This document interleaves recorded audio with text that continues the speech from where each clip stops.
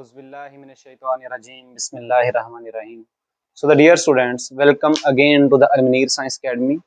मैं हूं सिकंदर हयात, आपका बायोलॉजी इंस्ट्रक्टर।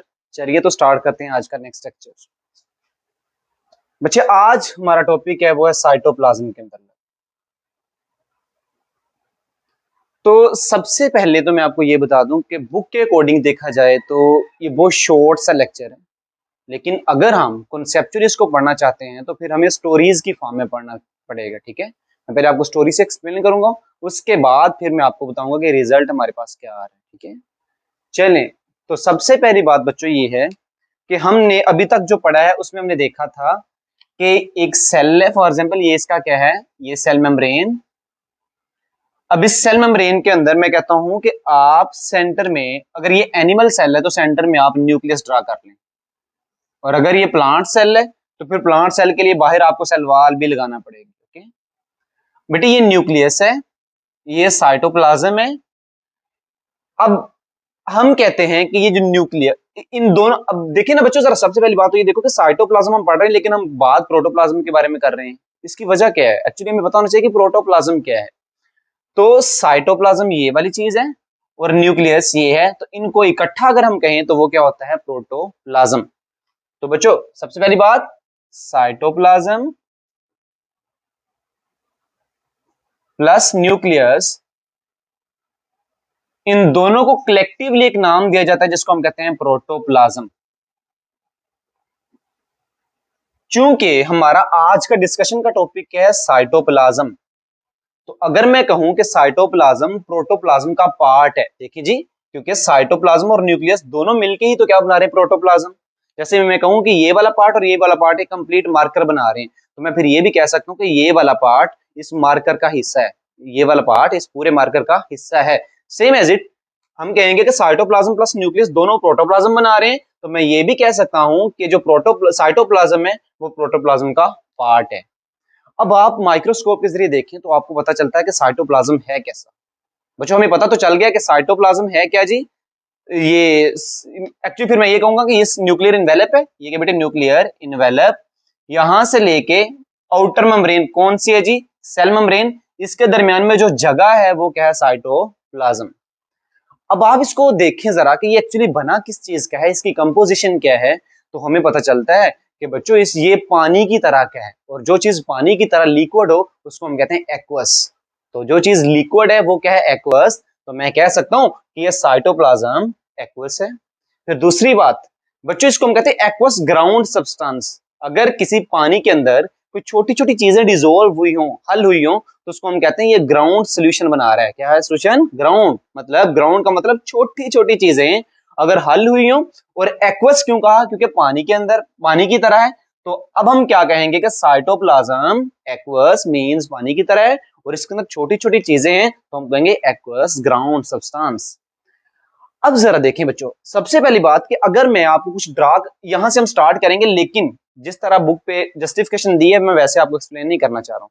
मैं चाहता हूं आपको कॉन्सेप्ट क्लियर हो। तो सबसे पहले अब जरा सुने, मैं कहता हूं कि यहाँ पे मैं कुछ ऑर्गेनेलिज लगा देता हूं। जैसे फॉर एग्जाम्पल ये मेरे पास क्या है जी? राइबोसोम्स। ये मेरे पास क्लोरोप्लास्ट है। ये मेरे पास एंडोप्लाज्मिक रेटिकुलम है। और कौन सा एंडोप्लाज्मिक रेटिकुलम है? स्मूथ, रफ की मैं बात नहीं कर रहा हूं। और यहां पर मेरे पास क्या है जी? Mitochondria. It is called mitochondria. क्योंकि आपने अभी, हमने वैसे ये ऑर्गेनेलिज सेपरेट सेपरेट पढ़नी है, लेकिन आप छोटी क्लासेस में पढ़ चुके हैं कि राइबोसोम का काम क्या है? प्रोटीन बनाना। बच्चों बहुत इंपॉर्टेंट चीजें, जरा ध्यान से देखिएगा। इसका काम क्या है? प्रोटीन बनाना। इस क्लोरोप्लास्ट का काम क्या है? ग्लूकोज बनाना, क्योंकि फोटोसिंथेसिस में प्लांट्स क्या बनाते हैं? ग्लूकोज ही बनाते हैं। एंडोप्लाज्मिक रेटिकुलम में रफ एंडोप्लाज्मिक रेटिकुलम प्रोटीन बनाता है, लेकिन स्मूथ एंडोप्लाज्मिक रेटिकुलम क्या बनाता है? लिपिड्स। लें जी, इसने क्या बनाने हैं? लिपिड्स। तो अब अगर आपसे पूछा जाए कि साइटोप्लाज्म के अंदर है क्या, तो आप फौरन कहेंगे सर एक तो हमें इसमें मेम्ब्रेन बॉन्डेड ऑर्गेनेलिज नजर आ रही हैं, तो इसका मतलब पहला तो है इसके अंदर ऑर्गेनेलिज है। इसके अलावा आपको क्या नजर आ रहा है? जैसे ये प्रोटीन्स हैं, ये ऑर्गेनेली तो नहीं है। ये ग्लूकोज है, ये ऑर्गेनेली नहीं है बेटे। इसी तरह ये लिपिड है, ये भी ऑर्गेनेली नहीं है। अब बच्चों तो फिर ये है क्या, ये ऑर्गेनेल, जैसे अब मैं कहूं इसके अंदर पानी है, तो पानी भी कोई ऑर्गेनेल तो नहीं है। मैं कहता हूं इसके अंदर पोटेशियम आयन है, सोडियम आयन है, क्लोरीन आयन है, ये सारे आयन्स हैं। तो ये जो चीजें ऑर्गेनेलिज के अलावा, मींस के ये ऑर्गेनेलिज हैं, इन ऑर्गेनेलिज के अलावा ये जो चीजें हैं जिसमें आता है आयन्स आते हैं, मुख्तलिफ तरह की चीजें आती है, जैसे मैं कहता हूँ जी प्रोटीन्स, ग्लूकोज और लिपिड्स वगैरह। तो ऐसी चीजें जैसे मैं कहूँ जी प्रोटीन्स,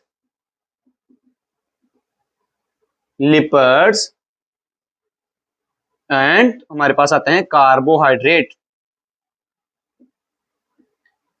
बेटे ग्लूकोज को आप कार्बोहाइड्रेट भी कह सकते हो। तो ये जो प्रोटीन्स, लिपिड्स और कार्बोहाइड्रेट्स के अलावा कुछ आयन्स हैं।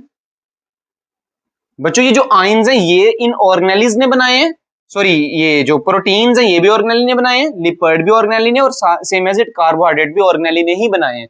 तो इनको हम कहते हैं दीज आर कॉल्ड द इंक्लूएंस। तो इसका मतलब आपसे पूछा जाए इंक्लूएंस क्या है, तो आपने कहना सर ऑर्गेनेलिज के अलावा जो चीजें पाई जाती हैं, जैसे मैं आपसे कहूं कि प्रोटीन्स हैं, कार्बोहाइड्रेट्स, लिपिड्स और साथ में आयन्स वगैरह हैं, उनको हम कहते हैं इंक्लूएंस। और बच्चों ये मेम्ब्रेन बॉन्डेड ऑर्गेनेलिज नहीं, इनके इर्द गिर्द मेम्ब्रेन नहीं होती, इनका कोई स्पेसिफिक फंक्शन नहीं होता। जैसे हम कहते हैं ना इसका काम क्या था लिपिड बनाना, इसका काम क्या था ग्लूकोज बनाना, और राइबोसोम का काम क्या था प्रोटीन बनाना, वैसे इनका काम स्पेसिफिक नहीं है, तो इसको हम ऑर्गेनेली नहीं कह सकते। तो एक्चुअली वो चीजें जो इन ऑर्गेनेलिज के अलावा हैं उनको हम कहते हैं इंक्लूएंस, और उनमें हमारे पास क्या आते हैं लिपिड्स, कार्बोहाइड्रेट्स वगैरह। अच्छा अब नेक्स्ट बात देखें जरा ध्यान से बेटे, अगर फॉर एग्जांपल मैं कहता हूं कि हर जो ऑर्गेनिज्म है ना, फॉर एग्जांपल इंसानों की बात की जाए तो एनिमल्स के जो सेल्स हैं वो किस फॉर्म में फूड स्टोर करते हैं, वो ग्लाइकोजन की फॉर्म में स्टोर करते हैं। प्लांट के सेल हैं वो किस फॉर्म में एनर्जी को स्टोर करते हैं, वो स्टार्च की फॉर्म में स्टोर करते हैं। बेटे उसके बाद बैक्टीरिया ऑयल की फॉर्म में जो है ना वो स्टोर करते हैं। तो हर जिस फॉर एग्जांपल अगर प्लांट स्टोर कर रहे हैं तो प्लांट के जो सेल्स हैं वो किस फॉर्म में स्टोर कर रहे हैं, स्टार्च की फॉर्म में। अब आप कहेंगे सर स्टार्च कहाँ पे आता है, तो बेटा यही ग्लूकोज के यूनिट्स मिलके क्या बनाते हैं, स्टार्च बनाते हैं। तो सर मैं लिखता हूं एक तो ग्लूकोज बना है जो कहाँ बना है बेटे, वो क्लोरोप्लास्ट के अंदर, लेकिन अगर ग्लूकोज के मॉलिक्यूल्स मिल जाएं तो मिलके क्या बनाएंगे, स्टार्च, लेकिन ये बहुत बड़ा मॉलिक्यूल है। इसी तरह ग्लाइकोजिन, तो अगर प्लांट के सेल हैं तो वो स्टार्च की फॉर्म में फूड को स्टोर करेंगे, अगर एनिमल के सेल हैं तो वो ग्लाइकोजन की फॉर्म में फूड को स्टोर करेंगे, और अगर बेटा बैक्टीरिया का सेल है वो किस फॉर्म में स्टोर करेगा, वो लिपिड की फॉर्म में स्टोर करेगा। मींस के ऑयल ड्रॉपलेट्स कह लें या लिपिड कह लें, बात एक ही है। तो इसका मतलब मैं कह सकता हूं कि ये जो इंक्लूएंस हैं जिनको मैंने कहा है प्रोटीन्स, कार्बोहाइड्रेट्स और लिपिड्स, इनमें जो स्टार्च है ये भी स्टोरेज प्रोडक्ट है, ये भी फूड को स्टोर कर रहे हैं, ग्लाइकोजन भी फूड को स्टोर कर रही है और ऑयल भी फूड को स्टोर कर रही है। तो इसका मतलब फिर आप कह सकते हैं कि सर ये जो इंक्लूएंस हैं वो स्टोरेज प्रोडक्ट हो सकती हैं। जैसे ये मैं स्टार्च बताया, ये भी स्टोरेज प्रोडक्ट किसमें है, ह्यूमंस में। ग्लाइकोजन किसके अंदर है, सॉरी ये है प्लांट के अंदर, ये है एनिमल्स के अंदर, और ऑयल किसके अंदर है, बैक्टीरिया के अंदर। तो these are the storage product. तो इसका मतलब मैं ये कहूंगा कि जी ऑर्गेनेलिज भी हैं और इंक्लूएंस भी हैं, और इंक्लूएंस में कौन से आ रहे हैं, स्टोरेज प्रोडक्ट्स आ रहे हैं। और बच्चों अब आ जाए नेक्स्ट, एक और चीज इंपॉर्टेंट है, जैसे आपने कीकर का पौधा देखा है, वो गम खारिज कर रहा होता है, गम से। अब आप देखें ना गम वो बनती है सेलुलोज से, वो किससे बनती है बेटा, सेलुलोज। तो सेलुलोज भी एक कार्बोहाइड्रेट है जो ग्लूकोज से बना है। तो मैं कहूंगा ये सेलुलोज जो है ना ये भी इसी ही की टाइप है, तो जिसको हम कहते हैं गम। अब जो एक्चुअली गम है ना ये सेल्स खारिज कर देते हैं, क्यों, क्योंकि ये वेस्ट प्रोडक्ट होता है।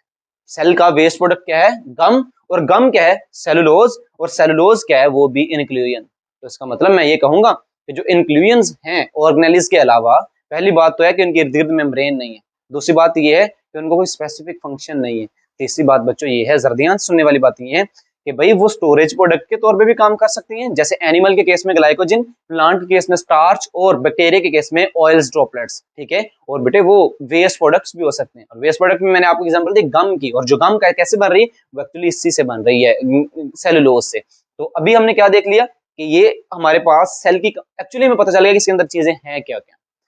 अच्छा थोड़ा सा नेक्स्ट मूव करते हैं। तो बेटे आपको मैंने बता दिया कि ऑर्गेनेलिज कौन कौन सी हैं, जैसे मैंने कुछ एक के नाम लिख देता हूं, जैसे for example ribosome, mitochondria, same as it chloroplast वगैरह।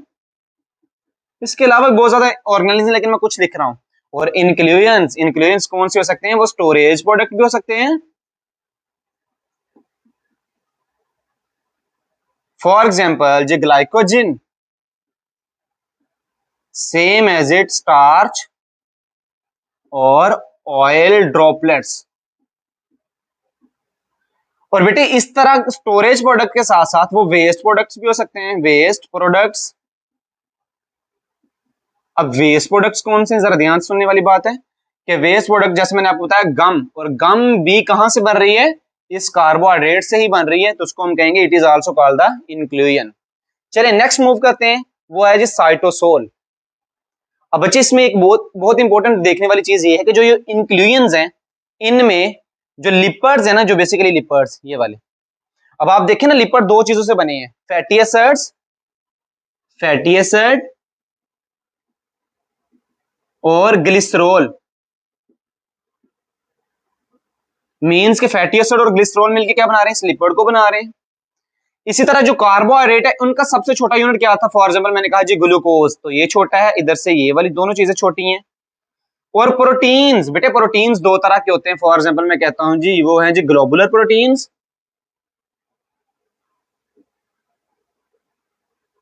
और साथ में हमारे पास फाइब्रस प्रोटीन्स।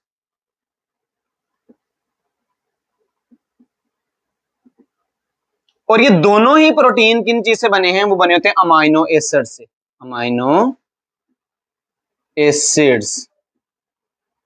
तो बच्चों अगर हम बात करें तो आयंस तो हैं ही छोटे, मींस के क्लोरीन आयन, सोडियम आयन और पोटेशियम आयन ये तो हैं ही ऑलरेडी छोटे छोटे particles. Same as it proteins में प्रोटीन बने तो अमाइनो एसिड के, तो उनके छोटे यूनिट्स क्या हैं, अमाइनो एसिड्स। लिपिड के छोटे छोटे यूनिट्स क्या हैं, फैटी एसिड और ग्लिसरॉल। और बेटा कार्बोहाइड्रेट में सबसे छोटा कौन सा है, ग्लूकोज। और अगर आपको याद हो आपने 10th क्लास में भी पढ़ा था कि जो कार्बोहाइड्रेट्स हैं उसकी मुख्तलिफ टाइप्स है, मोनोसेक्राइड्स, डाइसेक्राइड्स और पॉलीसेक्राइड्स। ये तो थे पॉलीसेक्राइड, जैसे स्टार्च, ग्लाइकोजन और सेलुलोज वगैरह, ये पॉलीसेक्राइड है, ये पानी के अंदर हल नहीं होते, means these are the insoluble, ये पानी के अंदर हल नहीं है। लिपर्ड्स पानी के अंदर हल नहीं हो सकते। और ये बच्चों लिपर्ड नहीं हो सकते, प्रोटीन, प्रोटीन में जो ग्लोबुलर प्रोटीन है वो पानी के अंदर हल हो सकते हैं, लेकिन फाइब्रस प्रोटीन पानी के अंदर हल नहीं हो सकते। तो मैंने भी आपको क्या क्लियर करवाने की कोशिश की है कि कार्बोहाइड्रेट्स में जो ग्लूकोज है वो छोटा है, और बच्चों ये बात याद रखना जो चीज छोटी होती है ना वो पानी के अंदर जल्दी डिसोल्व हो जाती है। मींस कि अगर आप किसी चीज को पानी में हल करना चाहते हैं ना तो आप उसको पाउडर बनाएं, छोटे छोटे पीसेस बनाएं, सरफेस एरिया बढ़ने की वजह से वो जल्दी जो है ना वो डिसोल्व हो जाएंगे। तो मैं ये कहूंगा कि कार्बोहाइड्रेट में अगर ग्लूकोज है ना, ग्लूकोज तो वो छोटा है, लिपर्ड्स में अगर फैटी एसिड्स हैं तो वो छोटे हैं, प्रोटीन्स में अमाइनो एसिड्स हैं तो वो छोटे हैं, और आयंस वो छोटे हैं। तो इसका मतलब वो पानी के अंदर हल हो सकते हैं। क्यों? क्योंकि हमने कहा साइटोप्लाज्म के अंदर 90% वाटर है।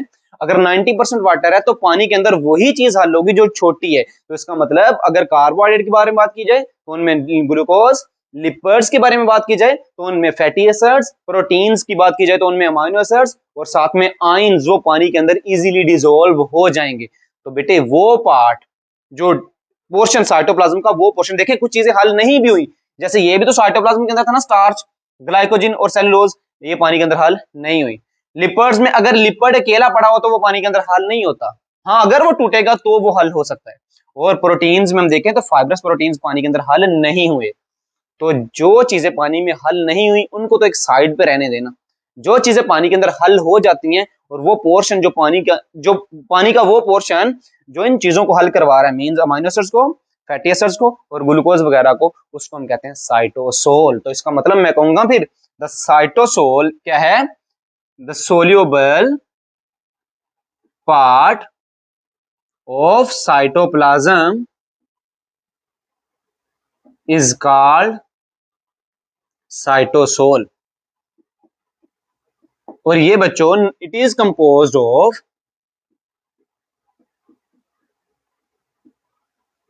ऑलमोस्ट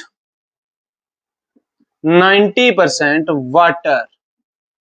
तो ये पेपर में पूछने आने वाला क्वेश्चन है कि what is the cytosol, the soluble part of the cytoplasm it is called the cytosol. और उसके अलावा कौन सा पोर्शन बचता है जिसके अंदर ये चीजें पड़ी हैं, मींस फाइब्रस प्रोटीन्स पड़े हैं, उसके अंदर लिपिड्स पड़े हैं, और उनके अलावा उनके अंदर स्टार्च, ग्लाइकोजन या सेलुलोज पड़े हैं, तो वो पानी के अंदर डिसोल्व नहीं हो रहे, और उस पोर्शन को आपने साइटोसोल नहीं कहना। साइटोसोल सिर्फ उस पोर्शन को कहना है जो पानी के अंदर चीजों को डिसोल्व करवा रहा है, और उसमें चीजें कौन कौन सी आ रही हैं, वो छोटे पार्टिकल्स आ रहे हैं, वो हमारे पास हो सकते हैं अमाइनो एसिड्स, वो फैटी एसिड्स हो सकते हैं, वो हमारे पास हो सकता है ग्लूकोज हो सकता है, वो हमारे पास आयंस हो सकते हैं।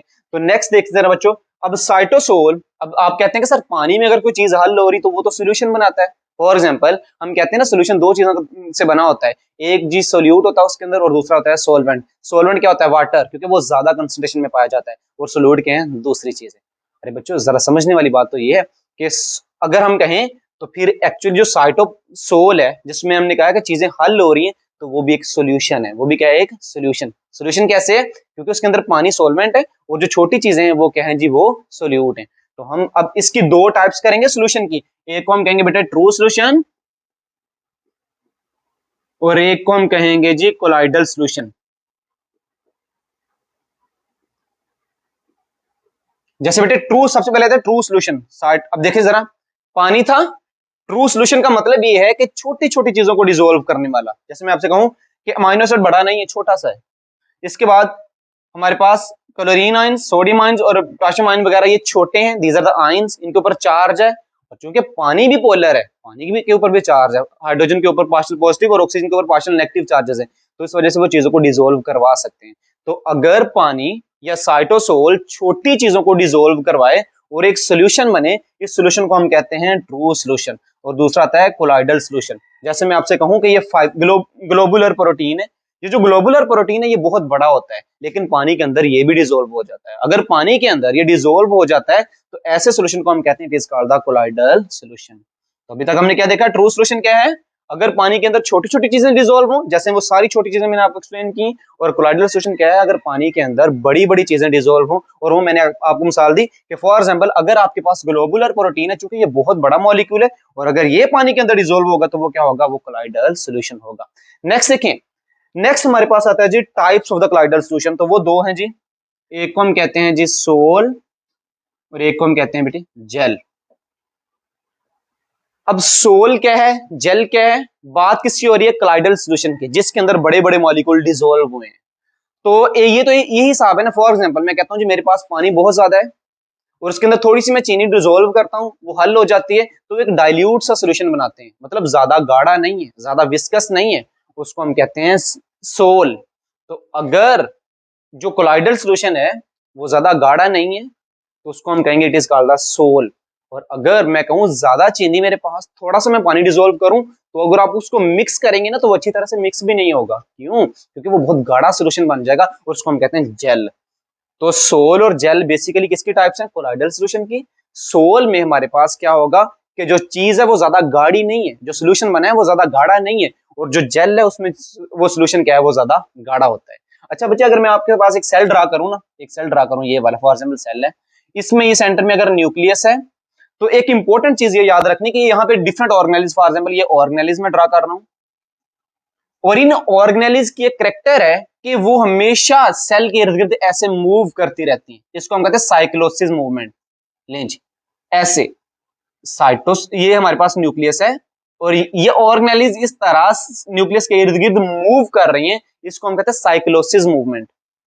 अब अगर ऐसा होता कि ये जो सेंट्रल पोर्शन ये वाला, यहां पर सॉल्यूशन होता है जेल, मींस के साइटोसोल का कौन सा पोर्शन होता है, जेल, मींस के वो गाढ़ा होता, तो कभी भी ऑर्गेनेल्स मूव ना कर सकती। इसीलिए अल्लाह पाक ने जो सेंट्रल पोर्शन है, जो सॉल्यूशन है, वो क्या बनाया, सोल। सोल इसलिए बनाया ताकि ये ऑर्गेनेल्स इधर मूव कर सकें। और जो पेरिफेरल पोर्शन है, अगर मैं कहूं ये पेरिफेरल पोर्शन है, ये वाला, ये पेरिफेरल पोर्शन है, तो इसको अल्लाह ताला ने जेल बनाया है। जेल बनाया ताकि, क्योंकि यहां पर इस मूवमेंट की जरूरत नहीं है, ज्यादातर ऑर्गेनेल्स सेंटर में है, और सेंटर में मूवमेंट करवाने के लिए अगर वहां पे जेल होता तो मूवमेंट में रुकावट आती, क्योंकि ज्यादा गाड़ी में से कोई चीज जल्दी मूव नहीं कर सकती। लेकिन इसीलिए, और बाहर वाला पोर्शन जो जिसको हमने कहा पेरिफेरल पोर्शन, बेटे वो पोर्शन ऐसा है जिसके अंदर जेल वाला सॉल्यूशन पाया जाता है, और जेल वाले का मतलब ये है कि वो गाढ़ा है, और वहां पर ऑर्गेनेल्स ना भी मूव करेंगे तो कोई प्रॉब्लम नहीं है। तो ये बहुत इंपॉर्टेंट चीज है, आपको पता होना चाहिए कि सेल का जो पेरिफेरल पोर्शन है, जो साइटोप्लाज्म का पेरिफेरल पोर्शन है, वो जेल क्यों है, क्यों, क्योंकि वहां पर साइक्लोसिस मूवमेंट की जरूरत नहीं होती, लेकिन अंदर जो सेंट्रल पोर्शन है वहां पर जेल होता, अगर वहां पे जेल होता तो ये मूवमेंट जो साइक्लोसिस वाली मूवमेंट है वो डिस्टर्ब हो जाती। नेक्स्ट बच्चों हमारा एक आखिरी टॉपिक सब हेडिंग रह गई है जो है फंक्शंस। चलें तो बेटे इसके फंक्शंस डिस्क्राइब करते हैं।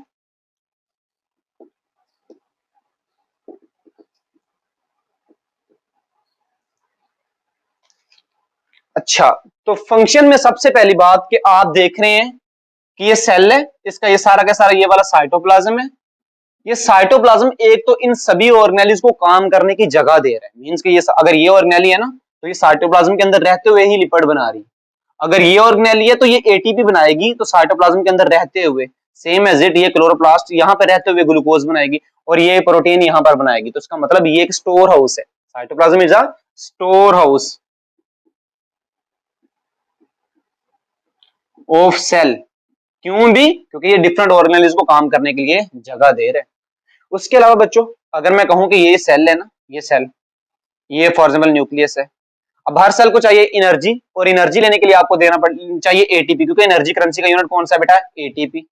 अब आपके सेल के अंदर ग्लूकोज चला जाता है, मींस आपके सेल के अंदर क्या है? ग्लूकोज है। आपने बनाना क्या है? एटीपी। तो एटीपी कौन बनाएगा? माइटोकॉन्ड्रिया।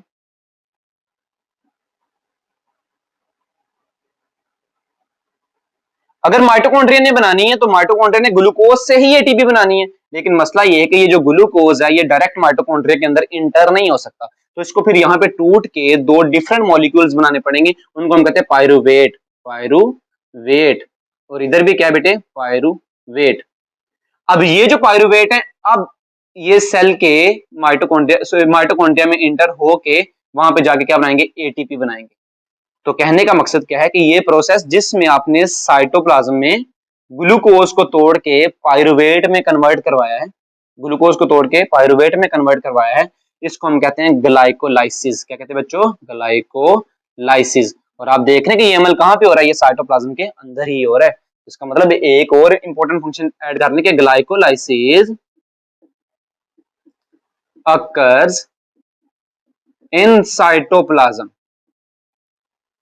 उसके बाद बच्चों आप देख रहे हैं कि इसके अलावा और डिफरेंट एंजाइम्स होते हैं यहाँ पे साइटोप्लाज्म के अंदर जो मुख्तलिफ तरह के फंक्शन परफॉर्म कर रहे हैं। और ये बेटे ग्लाइकोलाइसिस का जो अमल है ये भी एंजाइम्स की वजह से ही यहाँ पे हो रहा है। ठीक है, ये सारा फंक्शन किस वजह से हो रहा है? एंजाइम। आप देखेंगे, आप चैप्टर नंबर पढ़ेंगे 11 में कि ग्लाइकोलाइसिस का जो अमल हो रहा है साइटोसोल या साइटोप्लाज्म के अंदर, वो मुख्तलिफ एंजाइम्स की हेल्प से ही हो रहे हैं।